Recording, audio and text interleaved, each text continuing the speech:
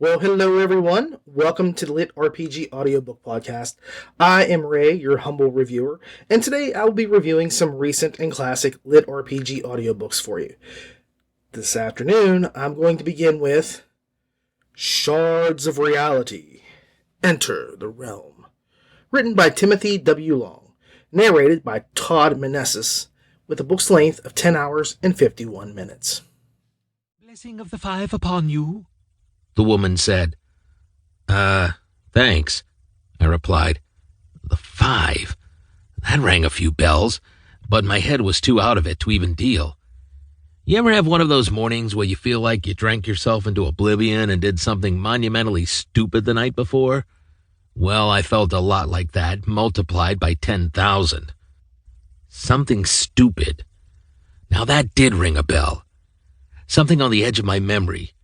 Friends in need, my fight to survive, and then my death. Magic spells and me battling a beast of some sort. The memory faded, and I was left staring slack-jawed at my shirt sleeve. I shuddered. What was I wearing?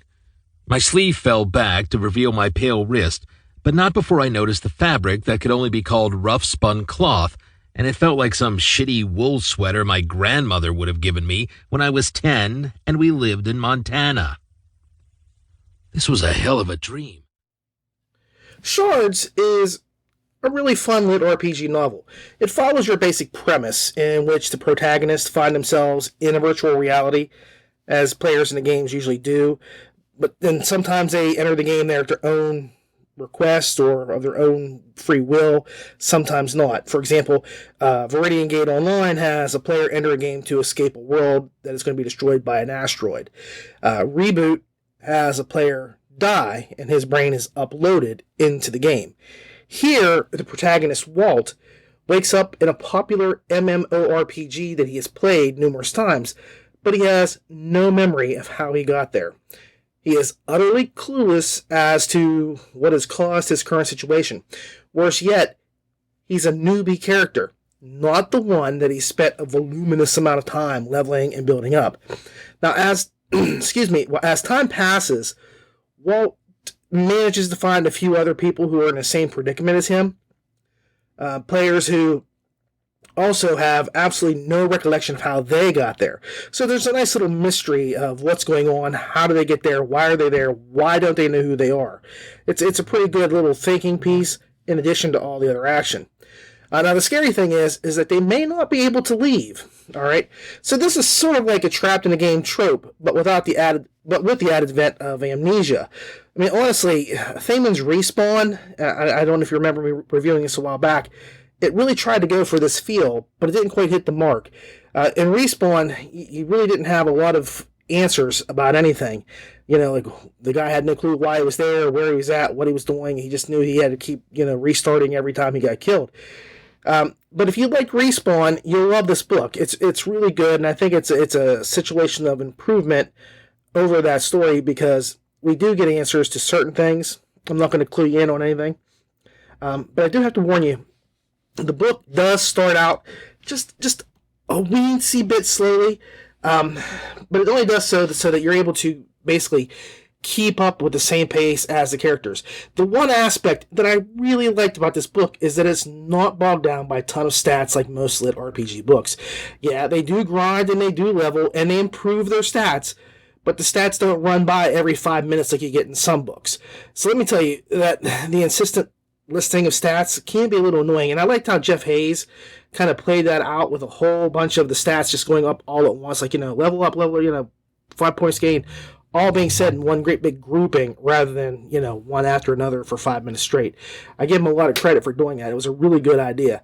And I also enjoyed how that didn't overwhelm the listener. I mean, I hate it when I get bogged down with just the same thing being repeated 8 times. It's like, well, my book had a 108,000 word count, but 40,000 of them were the same sentence repeated over and over again. It doesn't have that feel here. Another nice touch is that the characters all earn what they get. And I have to emphasize that point, that they earn their skills, their levels. There is no OP character to be found here. Additionally, the characters are played like regular people, okay? By that, I mean Oz, for example, whines and cries just like most of us would at the levels of exertion he goes through and the pain that he endures just to level up. Walt himself can kind of come across as a bit of a jerk at times, and I can see him being off-putting to some listeners. All I can say is that you'll either really get him and his sense of humor, or you won't, and you won't like him very much. It's just one of those, there's no middle ground kind of guys. You're either going to hate him or you're going to love him.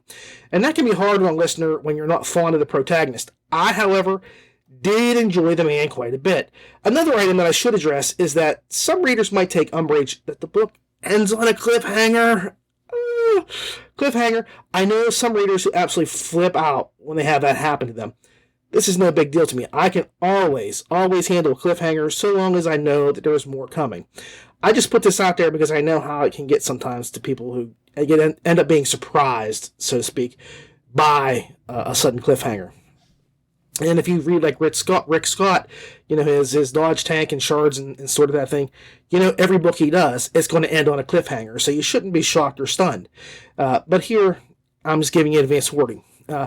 The writing is smooth, the dialogue is snappy, and the plot really picks up once they hit their main quest. And that's important to realize, is it does start a little slow, but it's not that bad. It's just giving you setup. So once the setup is done, the story takes off like a rocket. The characters do play out like real people, not one-dimensional cutouts. I mean, by that I mean, if you cut them, they will bleed. And then they're going to yell at you about cutting them, or they're going to run away crying. It's kind of a toss-up. The narration is crisp and clean, and it's fun to listen to. Todd Meneses really pulls out all the stops, sets off some fireworks, and blows up the bells and whistles in the kitchen sink. He really brings this story to life, and you won't find any faults with his work. I enjoyed it. I thought he did a really good job. I haven't heard him very often. I think maybe one other book that I've listened to with him. So this was a good book for me to pick up and get to learn a little bit about him with. The book is fun. It does enjoy a nice pace. Things are explained, and the characters do get rolling once they get on their big quest. So I don't mind a slow burn as long as there is a payoff. And we do get payoff. And there's an excellent setup for the next book. So don't miss out.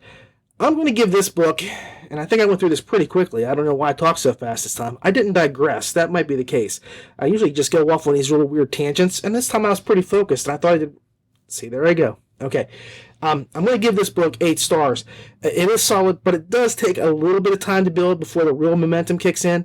So just because there is that aspect of it, and as much as I say that I don't mind the cliffhanger, I know it's going to drive some people bonkers, so I cut a few things off of that, but not really a whole lot. I mean, really, it's negligible. But 8 stars, this is a solid story. I think it's going to be a really great series. I haven't gotten anything else in this book series yet. I don't know if it's anything else is on Audible, but I will be picking up the next book when it does come out. I think you'll enjoy it too. So enjoy. The next book I'll be reviewing is Freehaven Online, Dragonsbane, a LitRPG adventure by June Prince, narrated by Amy Landon. The book's length is 12 hours and 14 minutes. I circle around my creation in virtual space. There's no walls, no texture, just a spotlight-piercing blackness with no horizon. The creature, a once man, has a human base, hence the name. But I've added a violent tail whip, embedded with razor spines for slashing damage. I imagine the monster in-game, guarding some boss's hoard with its wicked black claws, 2 long fingers, needle teeth, and protuberant amphibian eyes. Come, I say. But the creature waddles forth like a penguin. I raise my hand for it to stop and shake my head. The party you've encountered just died of laughter. What do you think, Sal? It wasn't good, the voice says, female and disembodied. I hear mirth in her tone. Robotic emotional neuters are a thing of the past, unless they're intentionally programmed that way. So, with this book, I think that my personal profession gives me a bit of a different light to look at it in. As a funeral director, I kind of see this book in a light that I don't think most of you will. This, to me, was a pretty interesting introspection on a character going through the grieving process. June really looks at loss in a couple of ways, and I can't explain a lot of it because some of it would be spoilery, and I don't do spoilers. I'm a lot like River Song like that. He goes into how grief affects your lives, and I appreciated that aspect because I've never seen it done in a lit RPG before. In this case, the main character, Justine's brother, has died sometime in the past, and she sort of decides to steal his account because he had an account in a game that she did not play, and she has an account in a game that he did not play. But the two games are merging together, and she would like to save his character. In fact, what she really does is in the beginning of the book, she kind of sneaks into his game persona and just kind of lives vicariously as him for a bit. She tries to get a feel for who he was in the game and what he did. You know, he has a guild of toxic muffins, and she kind of wonders about his friends that he has there. So it's really a pretty decent look at what you would do if you were grieving and you could kind of slip into the shoes of somebody you love for a little while, even if it was just a game character. Virtual reality, I think this would be an accurate portrayal of what will happen at some point in the future. I'm sure there will be somebody out there who dies and one of their family members will take over their avatar, so to speak, and live through them vicariously for a while, just out of memory of their loved one. So, I mean, I thought that was a pretty decent concept. And now, Justine's brother doesn't really give her a lot of information to go on before he dies.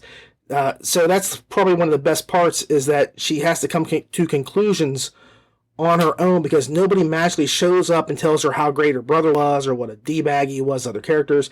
She has to figure out how to play his character all on his own. And the book deals with loss in like a few other ways, especially when the players become trapped in the game. Now, this is not a spoiler. That's in the description.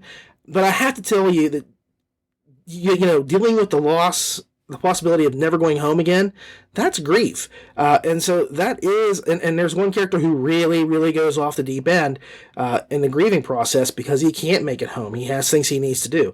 So again, that's just another aspect that I really appreciated because it was very realistic. I give June a lot of credit for his insight on how people would behave. I just really think there's a lot of things that he hit on right down the line. It was like, wow, that was pretty spot on. I've seen stuff like this before. Also, some players learn that there is a way to permanently join the game, but they may die permanently in the process.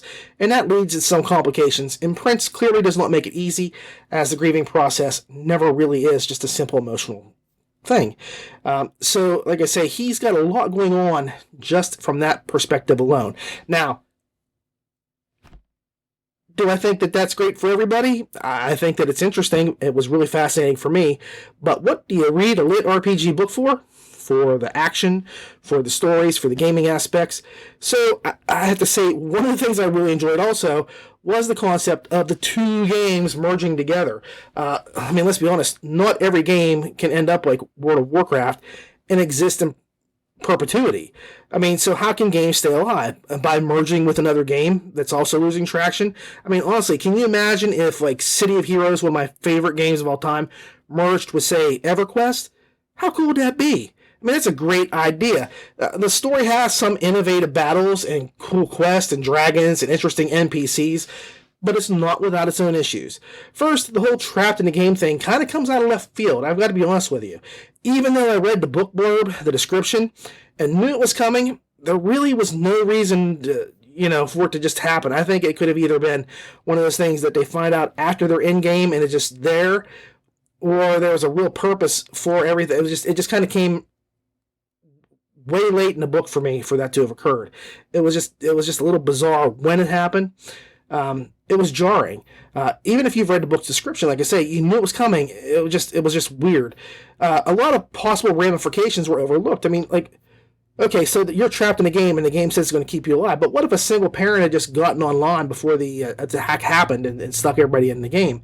Their young kids would be left alone to fend for themselves, even if the parent was kept alive by the VR tech, which is really never explained how they do that, but I'm going to take it with a grain of salt and say, okay, the technology allows it. It could be days before they're ever found. So there could be kids that starved to death, died of dehydration, or just lived in squalor, not cleaning themselves, babies especially. That was one of those things that I thought, wow, there was an opportunity there to touch on as a player, freaking out because, you've got a baby at home. Somebody in the background could have been talking about this. That would have been really cool. I would have loved to see the other players were voicing these concerns. We do have, a dad who wants to get back home to his kids. But another concept, what if you're a player and you take medication? What if you're diabetic and you have to have insulin? How does that play into it?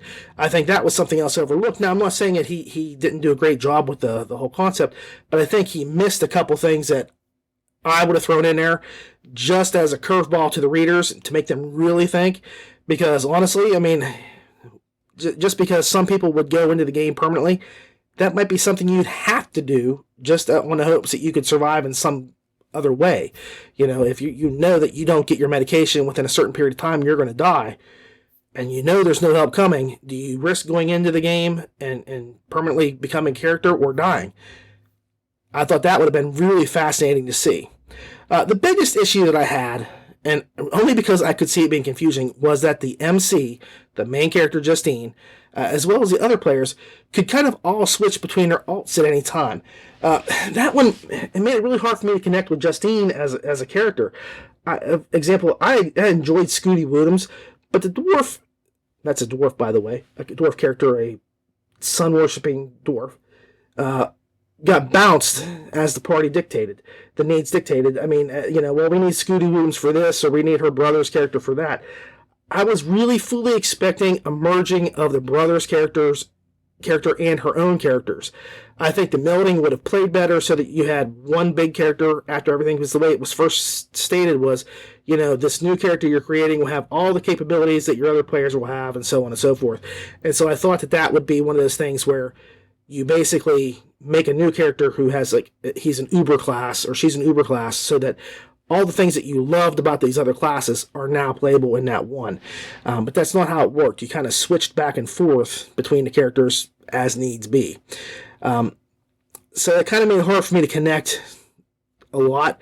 There was just too much bouncing. I just think that, the melding would have been there much better.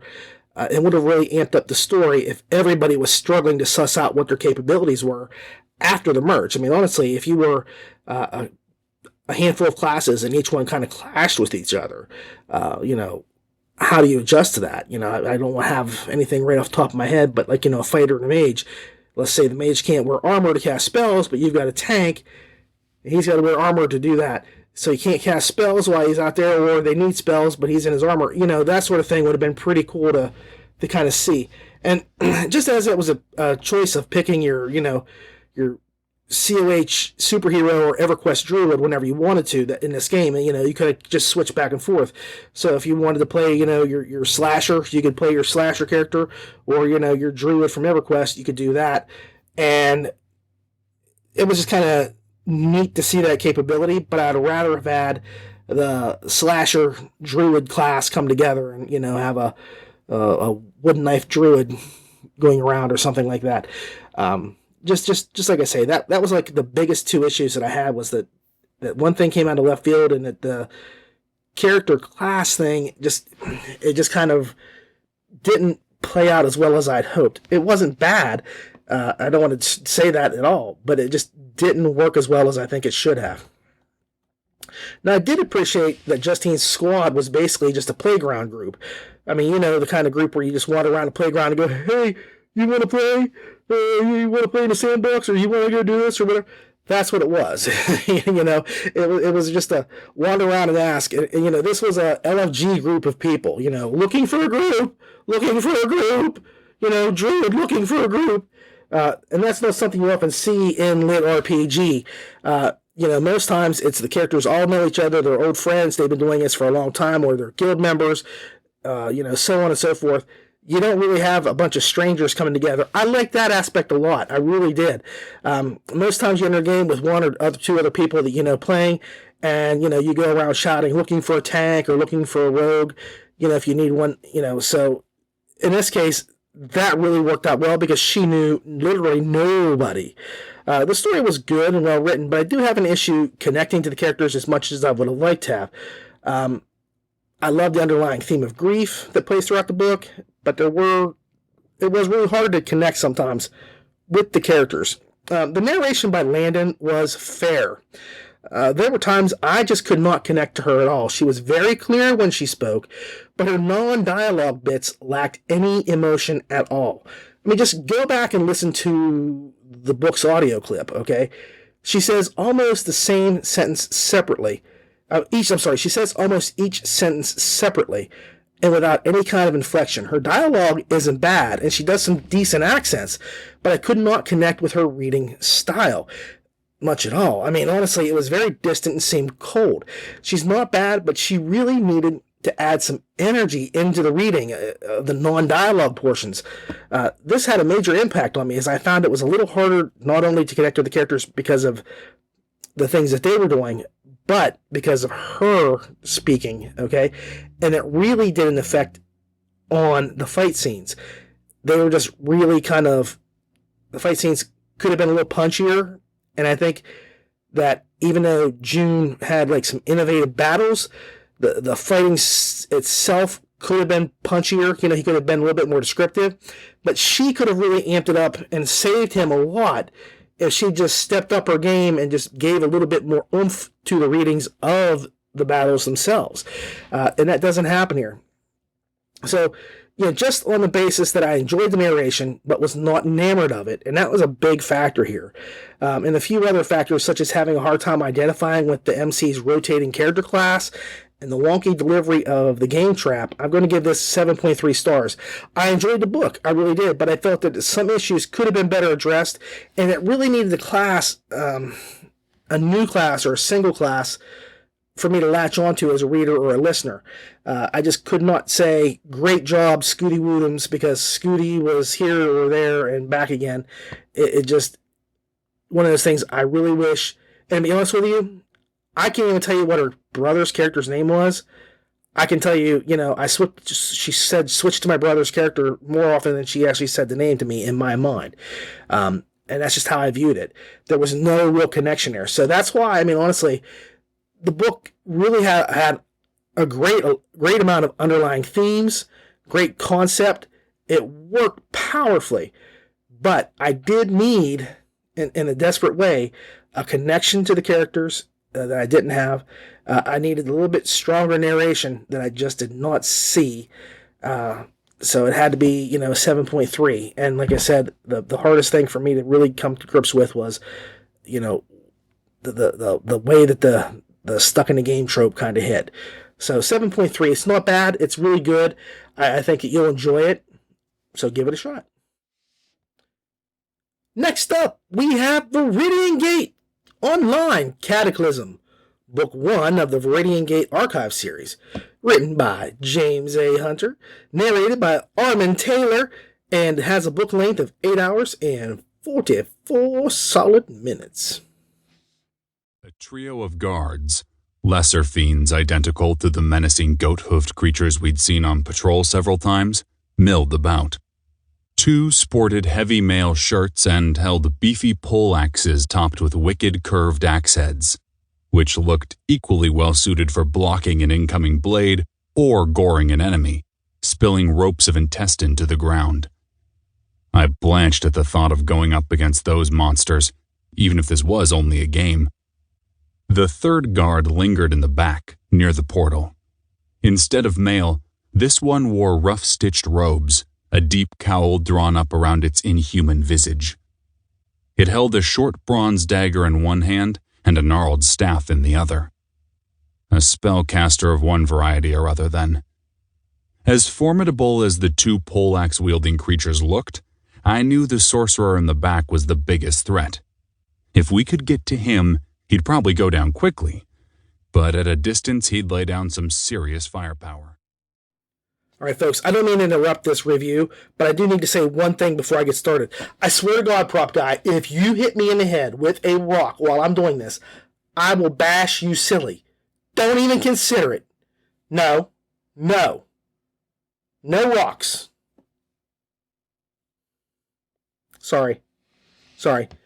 I'm doing Viridian Gate, so he's thinking asteroids would be funny this time. So, you've seen these books where something goes horribly wrong and people end up trapped in a digital world as players. Maybe there's been a zombie apocalypse, like Dave Wilmore's Land of the Undying, or maybe resources are low and people can't feed themselves, so they go there to just kind of chill out. Or maybe it's an alternate form of afterlife for people to have a second chance, like in Domino Finn's reboot. Well, James Hunter decided that none of that stuff was big enough for him. Nope. Not big enough anyway to go into an MMORPG for life, permanently. No. He figured that the only way he would do something like that would be if the whole world got taken out. So he sent a massive asteroid to destroy his world. And apparently it swung without Bruce Willis and Ben Affleck to save it. So I have to say this approach was a smashing success. And you can insert your cricket sounds here. That's not funny. I'm sorry. Okay. But you have to admit it works. I have to say I really appreciated how it didn't take 3 chapters to get into VGO for this interesting take on the lit RPG game lit genre. It shows some familiar twists and turns, but they're done in brilliant ways. Hunter has a really nice flowing writing style. He knows how to open and close a chapter, and his ability to do dialogue is fantastic. I would put this book up amongst the ranks of Delvers LLC, Awaken Online, Ascend Online, and so on. One thing about the book that has really got going on for it is just basically the characters. Now, this isn't to say that the game isn't fascinating, or the world isn't fascinating, or that the plot isn't impactful, but the vibrancy and the realism of the characters is what makes this book shine. Grimjack is complex. He's both a thinker and a doer. Usually MCs are one or the other, but Grimjack's actions manage to make sense of his nature. I especially enjoyed the way in which the character used his head rather than his hammer to defeat his foes, although he does do some good head bashing from time to time, and it really came into play especially well during the big Godzilla Mothra versus Mothra fight at the end. Now, for example, early on in the game, whenever he's given a choice to abandon an old woman to die alone or help her, he kind of increases his risk of capture or death if he helps, but he decides to help against the advice of his newfound companion. And by doing so, by using his gut and his head, he does something pretty slick that he wouldn't have gotten a chance to do otherwise. Now, the companion I'm talking about is a whole different kind of beast than Grimjack. Cutter is Grimjack's sidekick partner in crime, and he is a complete jerk. He's a ne'er-do-well. He's a reluctant hero who is very clearly more mercenary than he is merciful. But he is one thing, and that is loyal to the core.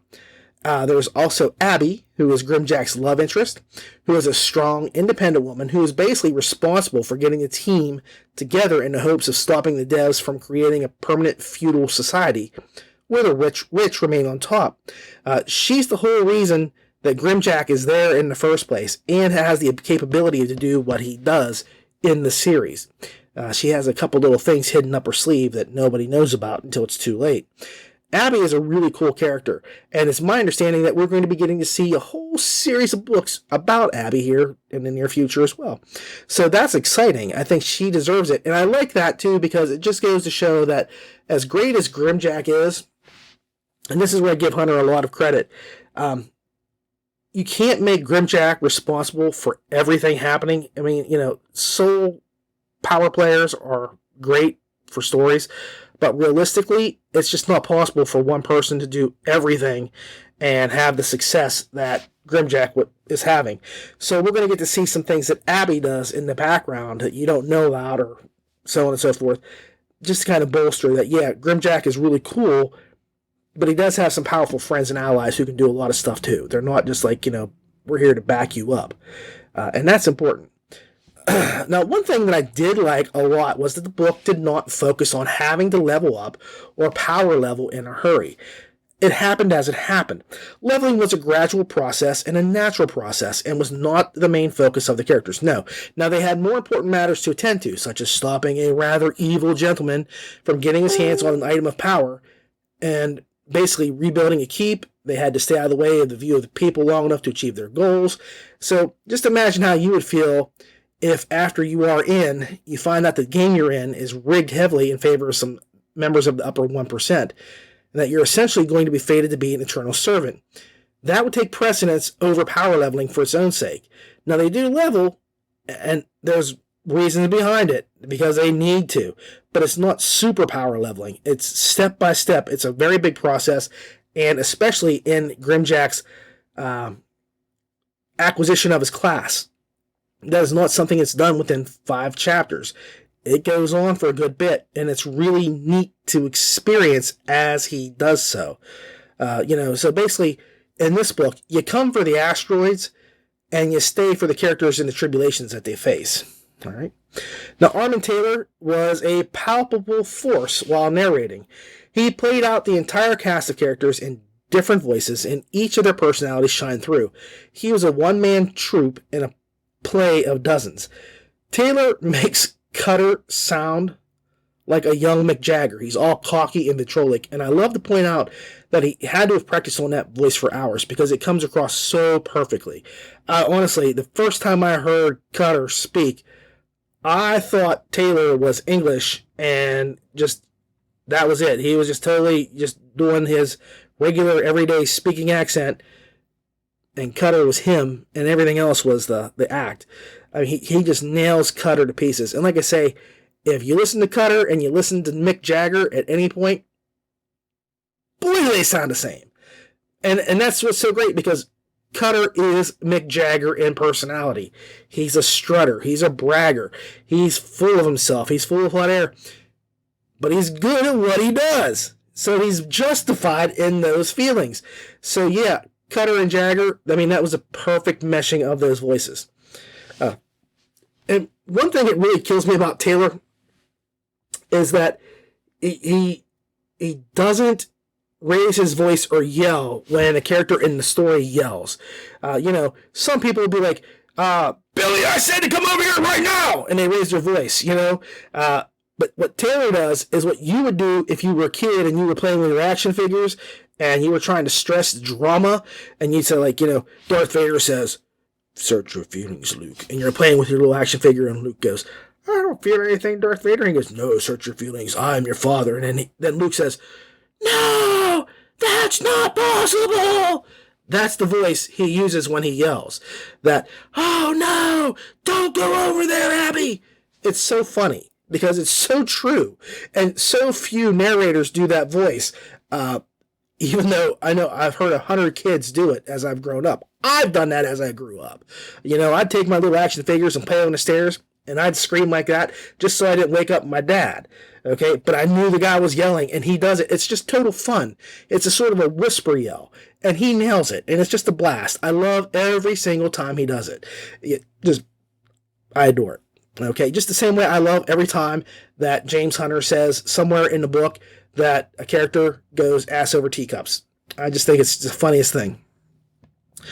So he does a great job, and this was my first introduction to him as a narrator, and as that, I've grown to love listening to him a lot. I really am happy anytime I get to hear him do a book. Okay, he is just one of those guys that when his voice comes out, you're like, yes, he's back at it. He is back at it. So I enjoy Taylor a lot. I really, really do. Now, I've stated repeatedly in past reviews that this is one of my favorite series, and this is the book that really started the ball rolling for it, and I can't help but want to share the love. So I'm actually going to trim the score back just a little bit because I'm such a fan, and I can't help it because my enthusiasm is way too powerful sometimes. So this is the first book. It did have some things to work out, but I'm still I'm having a hard time giving this a low score or a lower score, but I'm going to say 8.3 stars because it just has so much going on for it, really. And this is how good of a series it is. Somebody out there, some knucklehead, I won't say your name, basically stole the entire story and just redid it with a female lead and put it out. She liked it that much. I think the book would be great if there was a female lead. I will just insert female for a male and go from there. Totally did it. Totally did it. That's how good a book this is. It inspired somebody to utterly plagiarize, almost verbatim, the entire book.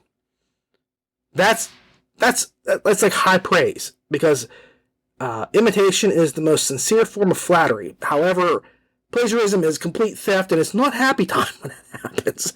But it tells you a story about how good this is, doesn't it? This is an amazing story. I've heard a lot of books out there. I've read a lot of books out there, but I have very few times seen somebody be so blatant and bold as to swipe and completely cover a book like this. I can see, bands doing cover albums from start to finish. That was a cover album because it was labor of love, or it was just I can make money doing this kind of thing. Either way, it just shows how brilliant this book is.